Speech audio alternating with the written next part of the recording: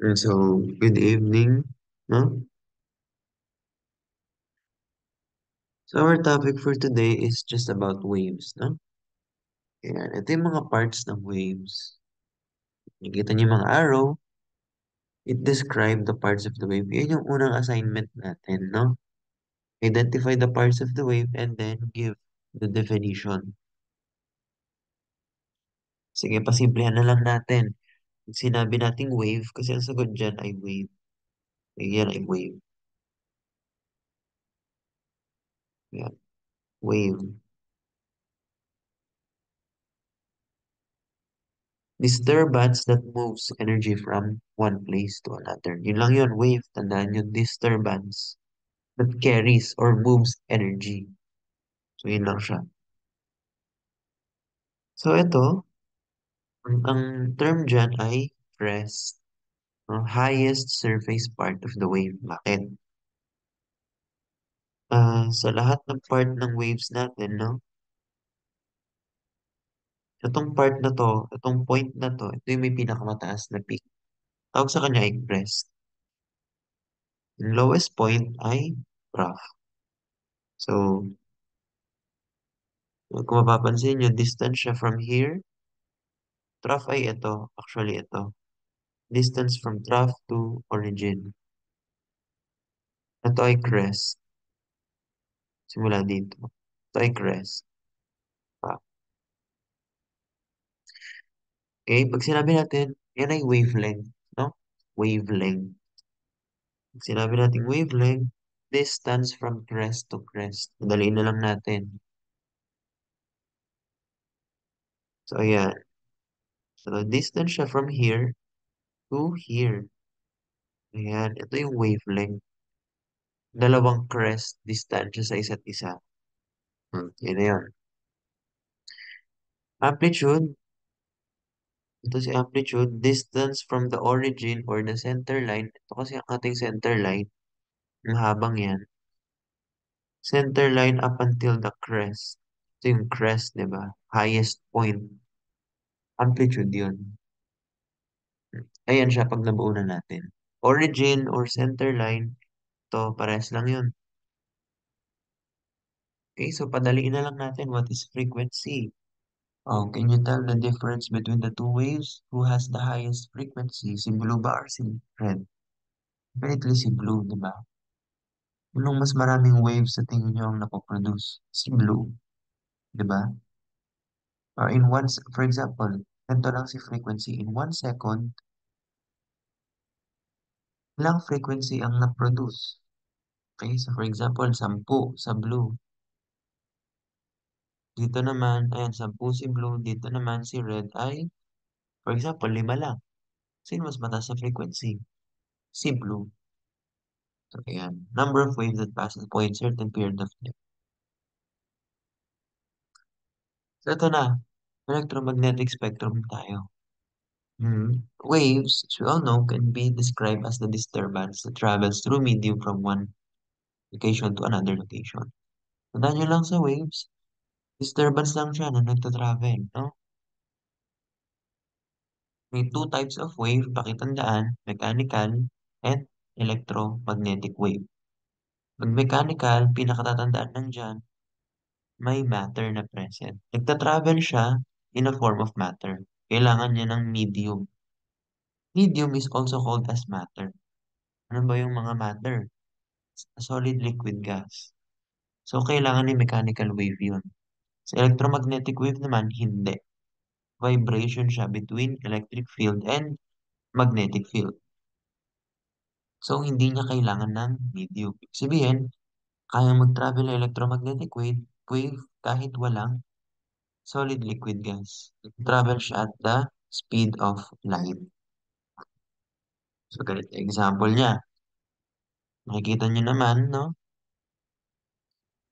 Si light wave, si light wave ay also called as, si light wave, electromagnetic wave, EM wave. So, si electric dyan class, ito si electric, yung color red. Si magnetic yung color blue.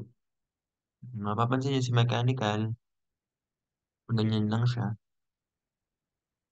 So, ang tawag sa kanilang wave ay, pag ganitong wave, di ba, ay transverse waves. Pag ganyan, transverse yan.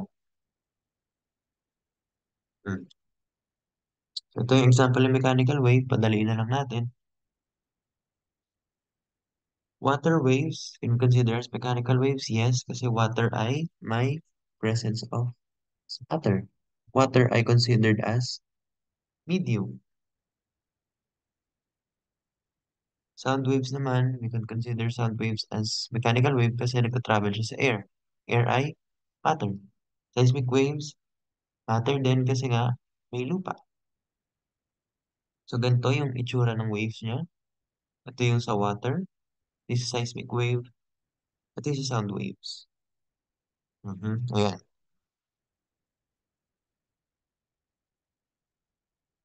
So ganito yung sa electromagnetic waves naman, no? Medyo iba siya. Papansin ninyo, balikan natin, wavelength. Sino yung may pinakamaiksing wavelength? Si radio waves. Okay, so distance from crest to crest. So, for example, nandito yung crest niya, in-extend ko lang. Ganito kahaba yung wavelength niya, ng mahaba. Compared kay gamma, nandito lang yung distance ng wavelength. So, therefore, sino nga sa tingin niyo dyan yung may highest frequency? Si gamma. Gamma has the highest frequency. Radio wave has the highest wavelength. Magkakasunod na yung mga yan. So, therefore, ito ay may pinakamababang frequency. Ito ay may pinakamababang wavelength. Kasi ang baba ng wavelength, di ba? Pero ang dami yung frequency ng wave. Ito naman ang konti. Isa lang. Pero ang taas naman ng wavelength. So, baliktad sila. Tandaan nyo lang class, no? Sa electromagnetic wave, electric field produces magnetic field. So, magnetic field produces electric field. So, ganyan siya. Kaya hindi niya kailangan ng medium, no? Or ng matter na para mag-travel yung wave. Kasi nga, si electric field, ipaproduce ng magnetic field. Si magnetic field naman, nagpaproduce ng electric field. So tingin niyo sino dyan yung may pinakamataas na waves? Si red or si blue, di ba? Hmm. So ayan, tandaan niyo lang class, the higher the frequency, the higher the energy. Okay? The higher the wavelength, the lower the frequency. Siyempre, naglo-low din si energy. Tandaan niyo lang to. Higher frequency have higher energy. Lower frequency have lower energy. So, ganun lang yun. Sige, sagutan mo yan. Kung ano sa tingin mo tama dyan. Ano nag-increase? What should be increased when the frequency increases? Energy, sagot. What should be decreased when the wavelength is increased? Nag-increase daw si wavelength. Ngayon, mag-decrease si energy at frequency. Kasi magkatulad si frequency tsaka si energy. How can you tell if the energy is increasing or decreasing? Kapag nag-increase daw si energy, mag-increase si frequency, mababa si wavelength. Pag naman nagde-decrease si energy, nagde-decrease si frequency at mataas si wavelength. So, ganun lang yun. So, if may time ka, pwede mo sagutan itong assessment. Ayan. Ayan yung sagot. Paki-post na lang ng video. Ito yung sagot.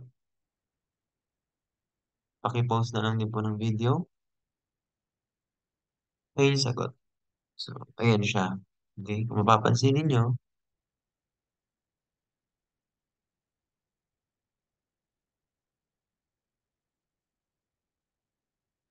si radio, ang haba ng wavelength, no? frequency ng gamma ray, napakadami. Ito ay isa lang. Ito ay dami. Pero ang liit ng wavelength, ba? Si gamma ray, therefore si gamma ray has the highest energy kasi may mataas na frequency. So, ganun lang yun. Simplihan na lang natin.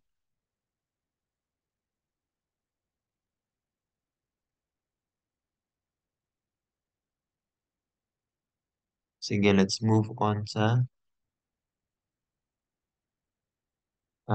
PowerPoint number 2.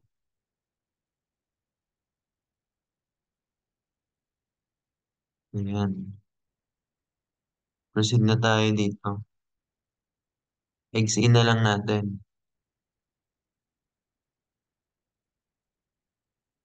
Okay, familiar naman na. Ay, huwag na natin i-discuss yan. Okay. Pero i-send ko yung PowerPoint. Try mo na lang pag-aralan yung scientific notation, no? Yan, i-send ko naman ito. Basta kailangan mo lang malaman na tumataas si frequency, bumababa si wavelength, tumataas din si energy. So, ganun lang yun. Hindi naman ito ganun kahaba masyado. So, ayan. Ito, paikliin na lang din natin. Pasimplihan na lang natin. Pag sinabi natin history of electromagnetic theory, yung mga scientist, no, na nag-discover ng electromagnetism. So, yung motivational activity ko lang naman yun. So, ito, kay Thales of Miletus, tandaan mo lang dyan, static electricity.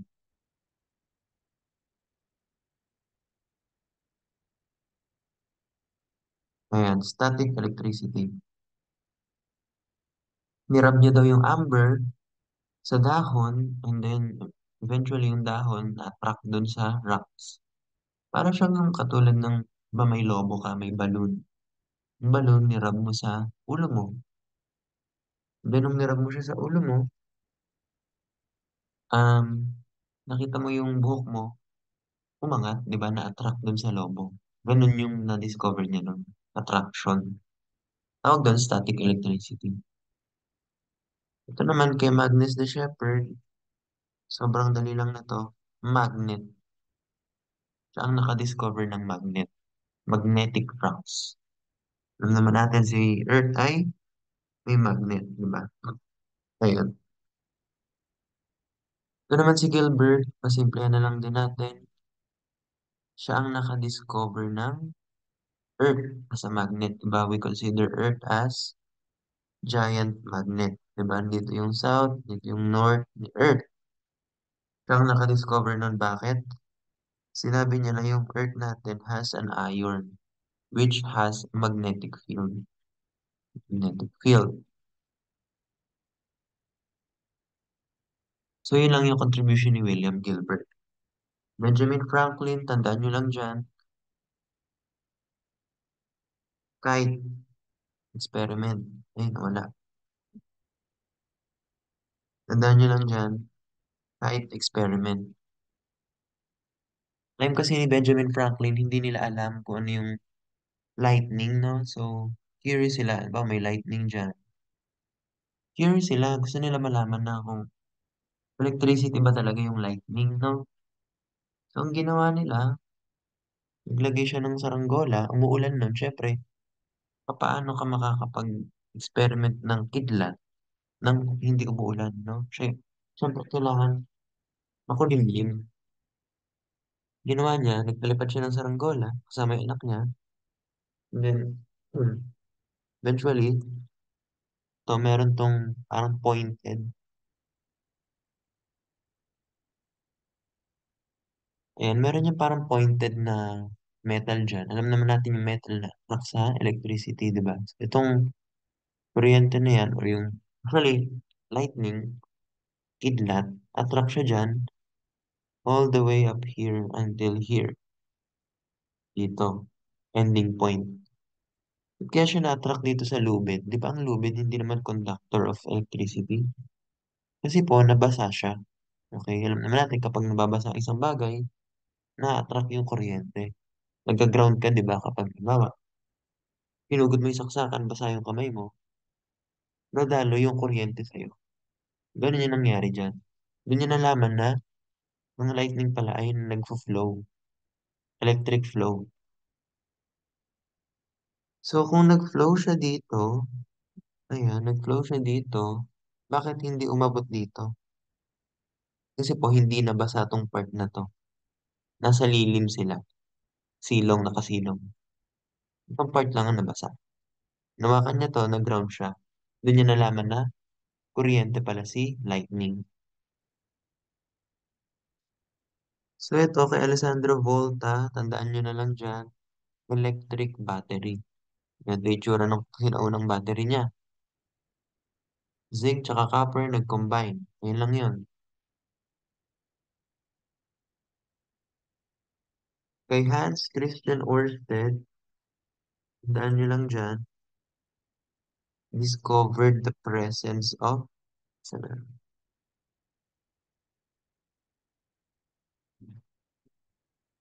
magnetic field around electric field. Bawa dyan, no, dumadalo yung kuryente dito. Binuksan niya yung switch. Napansin niya, gumagalaw itong compass. Diba? From the magnetic field ng ating Earth nakatutok si compass. Nung inon niya yung switch, dumalo yung kuryente. Napansin niya na nagkaroon ng magnetic field yung kuryente. Di ba yung compass natin, may considered compass as magnets. So, na-attract din siya sa magnetic field ng electric current. So, hindi niya masyado nabigyan yun ng explanation. Ngayon, itong si Ampere naman, tandaan niyo lang dito, siya lang yung nagbigay ng mathematical description, no? Mathematical description. Ayan. Changing electric field produces magnetic field. Pag ganito yung ikot, magnetic field natin. So, kung nandito yung kuryente, yung daloy ng kuryente, pag ganitong direction, pag ganito yung magnetic field. Hmm. Ayan. Kay Joseph Henry tsaka kay Faraday, pag-combine na lang natin sila, no?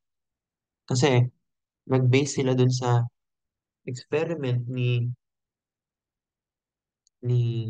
Ørsted na changing electric current produces magnetic field. What if baliktarin naman natin?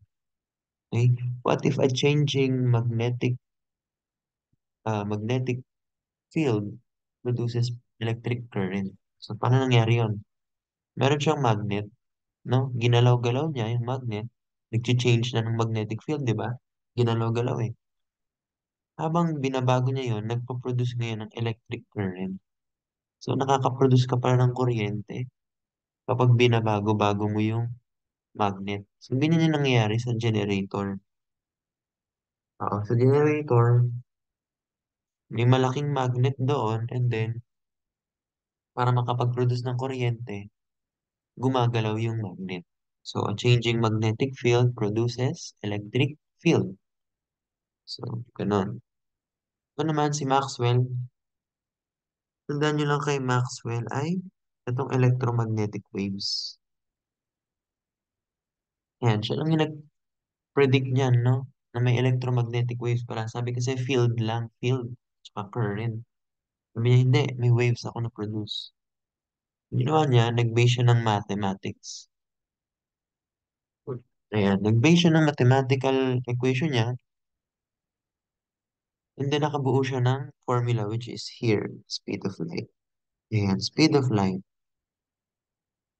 Kung tatanungin ninyo ako, lahat ba ng electromagnetic waves, they travel at the speed of light? Yes. Okay?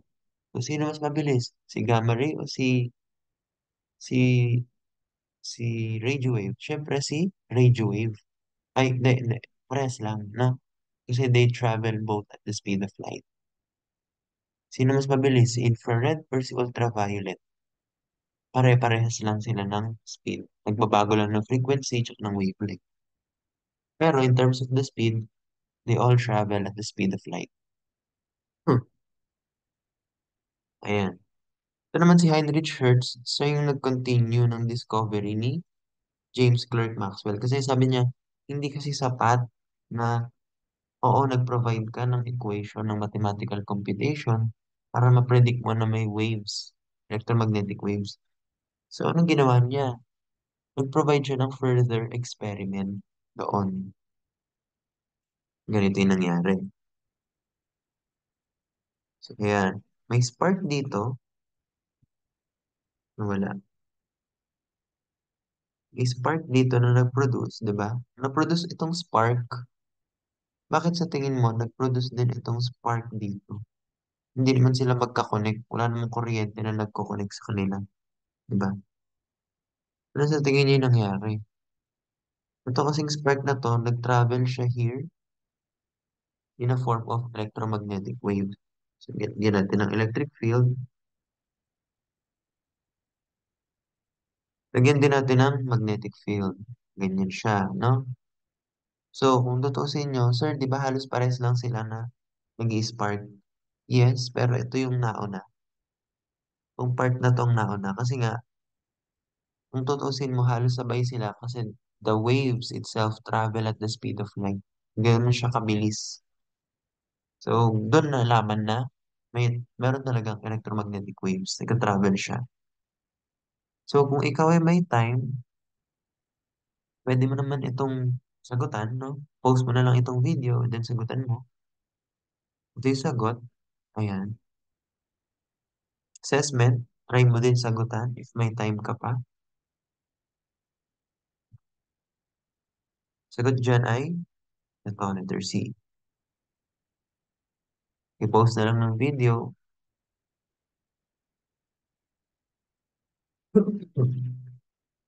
I-post na lang din ng video. Ayan. So, that's the end of the day 3. Day 4 na tayo.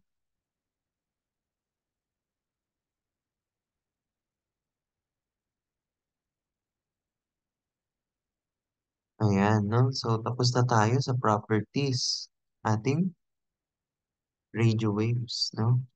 Ngayon, ang ating electromagnetic spectrum. Tandaan natin, higher frequency, higher energy. Lower frequency, lower energy. Okay? Lower wavelength, higher frequency, higher energy. A higher wavelength means lower energy and lower frequency. So, dito na tayo sa practical application, no? Tandaan lang natin, radio waves. Nag-discover, Heinrich Hertz pa din. So, ito yung mga applications niya, no? Tingnan mo na lang yung table. Ayan. So, di ba sa radio station, ayan, mapapansin natin, nagpapatugtog sila doon. Nagano sila sa mic. So, meron kasi tayong tinatawag na transmitter. Ito yung transmitter natin. Ayan, ito. Ito yung transmitter. Ito yung receiver. Transmitter, siya yung nagpaproduce ng EM wave para makarating kay receiver. Receiver natin is yung mismong radyo. Okay?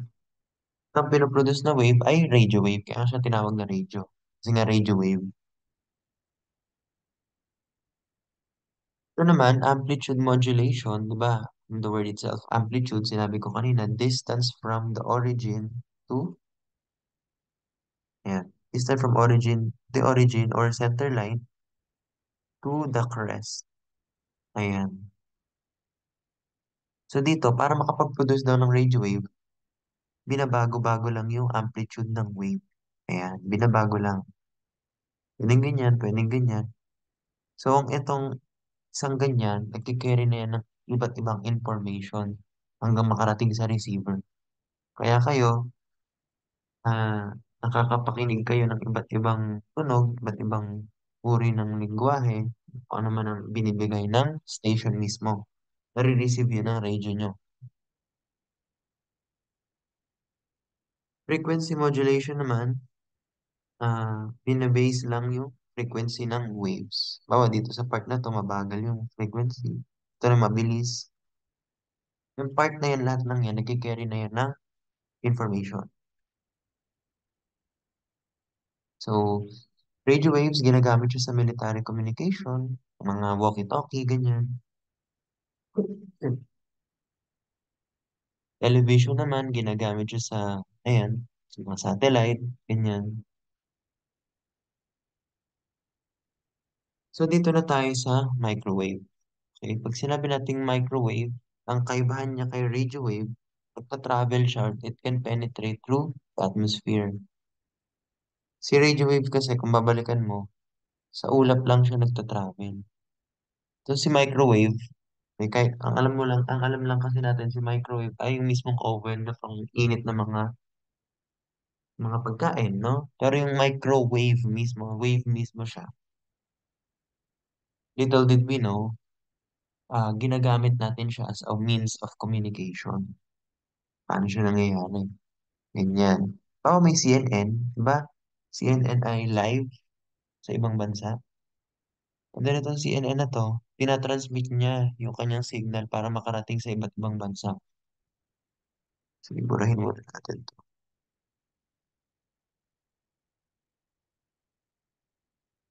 Mhm. So here, transmitter siya, tinatransmit yung information. Kung mapapansin nyo class, na nakaabot na siya sa space. Kasi nga, balikan natin to, it can penetrate atmosphere of the Earth. Ayan, nape-penetrate niya. Pupunta siya dito sa DBS or Digital Broadcasting Station hanggang mai-retransmit ulit at makarating na sa bahay natin. So, ganun yung nangyayari. Ginagamitan lang siya ng satellite class. Yun lang tandaan nyo kapag microwave television na may satellite. So, dito, nagtataka ba kayo sa mismong microwave oven kung ano yung purpose niya? So, anong pinaggagamitan ni microwave oven? Diba bakit umiinit yung mga kain doon? Actually, mga pagkain natin may water molecule yan. Nagva-vibrate yan, no? Kaya rin, kapag naglalagay tayo ng Tupperware or kaya ng mga plastic, hindi natutunaw. Kasi ang plastic, wala namang water molecule. Hindi siya magva-vibrate. Okay? So, therefore, hindi siya makakapag-create ng init. Kaya hindi natutunaw. Yung umiinit lang ay yung mismong pagkain. Another example ay yung mga cellphones natin ginagamit. They are also examples of microwave. Hindi sila radio waves ha, microwave sila. Ayan. Tatransmit sila sa mga cell sites. Ganyan. Radar, tandaan lang pag sabing radar is the acronym for uh, radio detection and ranging. Okay, dinedetect niya lang yung mga foreign objects na present sa himpapawid, for example, aeroplano. Okay, ginagamitan niya yun ng microwaves. So, ayun lang naman ang practical applications. Marami pa actually yan, pero yun lang yung present, no?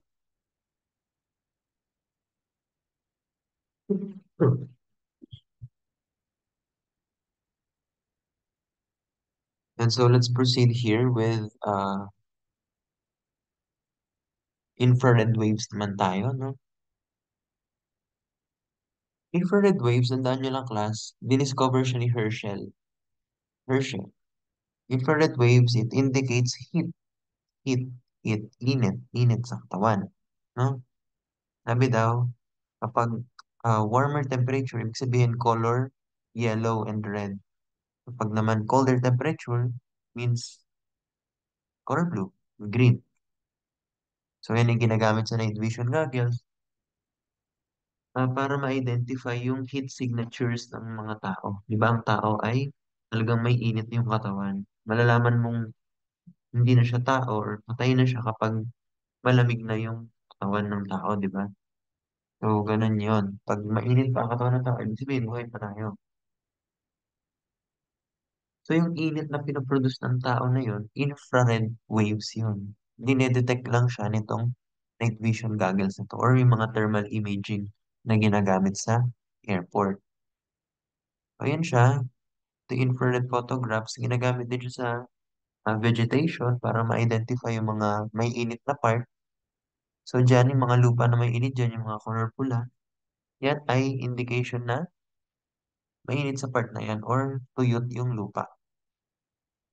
Isa pang example niyan ay tinatawag nating remote. Remote control, tandaan nyo lang, it uses infrared waves.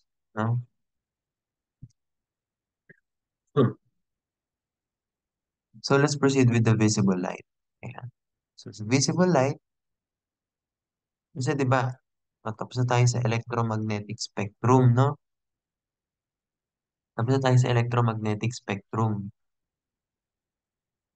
Oo, ano yung seven types of electromagnetic spectrum? Microwave, hindi, radio wave, microwave, infrared, visible light, ultraviolet, X-ray, and gamma ray. So ito, si visible light, may visible spectrum pa siya. Ayan, si red. Red hanggang violet. Mapapansin nyo, si red has the highest wavelength but lowest frequency. Violet, meanwhile, have the lowest frequency but the highest frequency and the lowest wavelength. So, ganyan siya, no? Mga example niyan, yung mga luminous object, yan. Fiber optics, ginagamit natin sa internet. Ginagamitan din yung fiber optics. Proceed naman tayo sa ultraviolet. Ultraviolet, na-discover siya ni Johann Wilhelm Ritter. So, ginagamit si ultraviolet para, ganito na lang, pasimplehan na lang natin. Panglinis or pang sanitize ng mga tubig. Oo. Sanitize yung mga tubig, ginagamitin siya ng UV treatment. No? Ayan. Ultraviolet produces vitamin D din. Meron kasi tayong tinatawag na ultraviolet, tatlong ultraviolet. Tandaan nyo lang to. UVA, UVB, UVC. Among all of those three types of UV, si UVA ay may maikling wavelength, pinakamahabang wavelength. Si UVB ay medyo mahabang wavelength lang. Si UVC, siya yung may pinakamadaming frequency and shortest wavelength, no? So, ang pinaka-deadly dyan, pinaka-dangerous ay si UVC. Bakit? Kasi nga, highest frequency siya. Siya yung nakakapag-cause ng cancer sa atin. Okay? Pag highest frequency ka, di ba? You contain the high energy. So, delikado siya sa ating katawan. Yan din yung ginagamit dito. Okay? Pampatay ng bakterya. UVC. Ayan. Ginagamit din siya for skin treatment. UVB actually yung pinagagamit dyan. Ultraviolet B. So, ayun lang naman siya.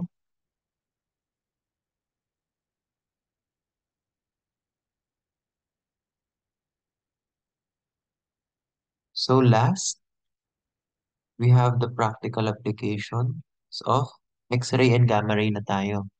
X-ray, tandaan mo lang si Wilhelm Röntgen ang nakadiscover. Ayan. So, ang X-ray, bakit kaya nakikita natin yung mga buto natin sa X-ray? Ano kaya? Ano kaya yung dahilan? So, di ba alam naman natin sa X-ray, wait lang, basics.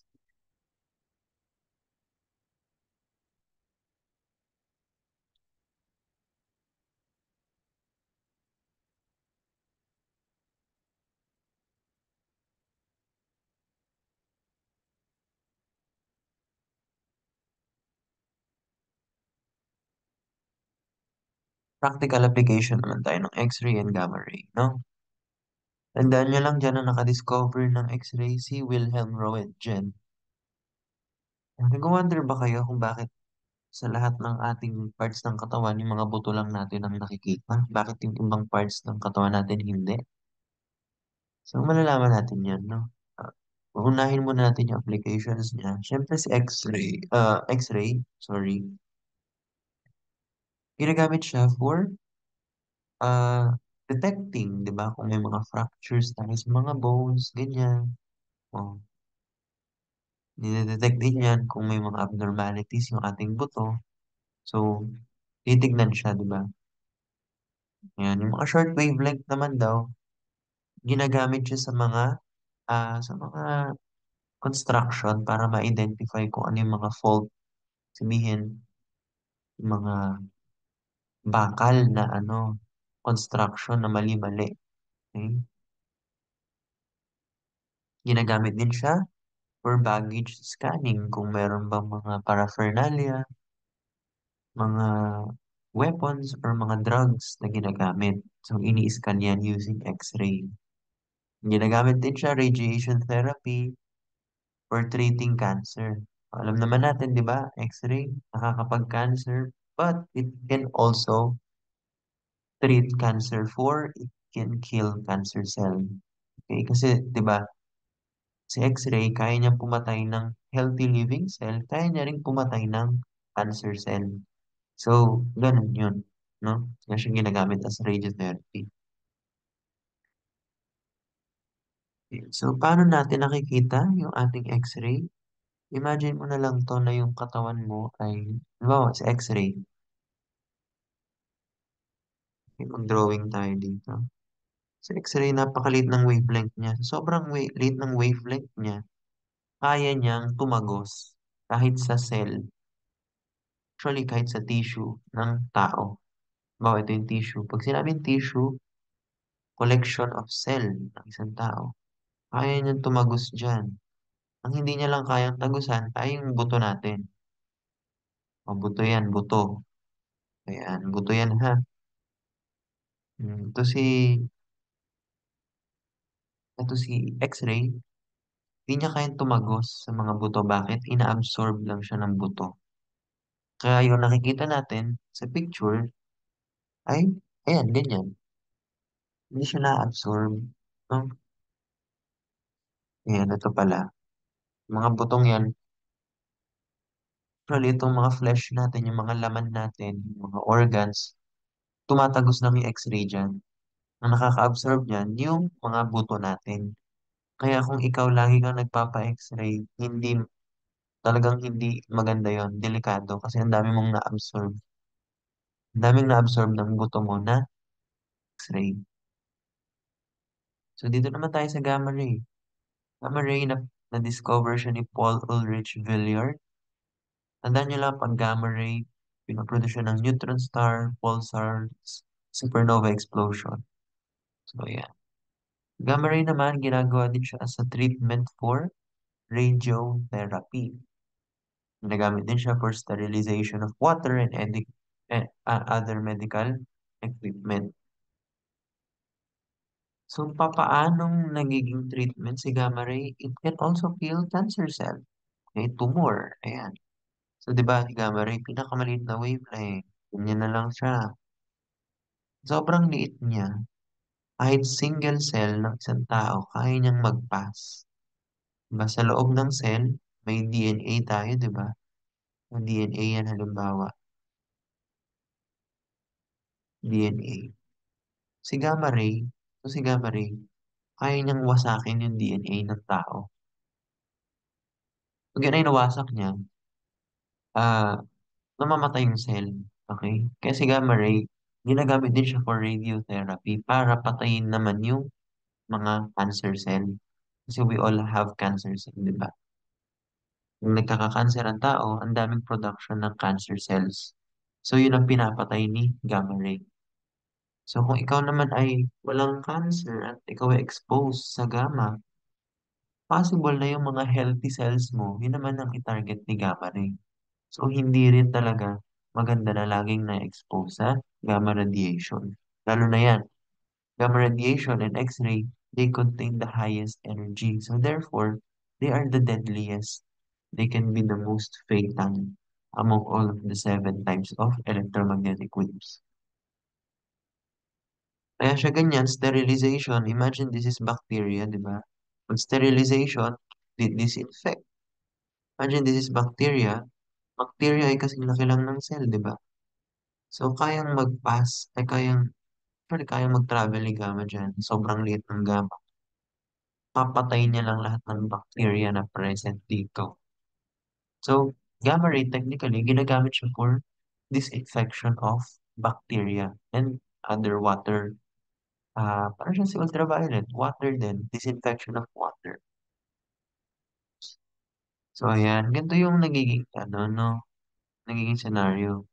Huwag na kayo mag-focus sa alpha ray tsaka sa beta ray. X nyo na yan, di naman natin i-discuss yan. Si gamma ray, si gamma ray, pansin nyo, nagpe-penetrate siya. Ibig sabihin ng penetrate, tumatago siya sa papel. Kung kaya tumago sa papel, kaya niya rin tumago sa katawan ng tao, kahit sa buto ng tao. Tandaan nyo si X-ray lang ang hindi kaya tumagos sa buto ng tao. Ito si gamma ray, continuous siya hanggang tin or sa aluminum. Kaya niya pa rin tumagos sa aluminum. Ang hindi niya lang kayang tagusan ay concrete o yung simento. Oo. Kaya kung ikaw ay nagtatrabaho sa mga nuclear power plant, oo, dapat yung room mo ventilated na mga concrete na walls. Or for example, yung mga lead na mga walls, mga thin lead. Sila yung magpo-protect sa'yo for direct radiation coming from the gamma. So, delikado kasi si gamma. So, ayun lang, no? That's just a quick summary. I hope you have learned something. Tandaan mo lang na the more the energy increases, the more that the frequency increases and the wavelength decreases. Okay? The seven types of electromagnetic waves, pare-pares lang sila ng speed. They travel at the speed of light, whether it is radio, micro, infrared, gamma, ultra, X-ray. Kahit yung visible spectrum na may red, orange, yellow, blue, indigo, violet. A red having the highest wavelength, diba? Violet having the lowest wavelength and highest frequency. So, lahat ng yon, ng color na yon, they travel all at the speed of light. So, I hope you find this video helpful kahit papaano. So, that's all.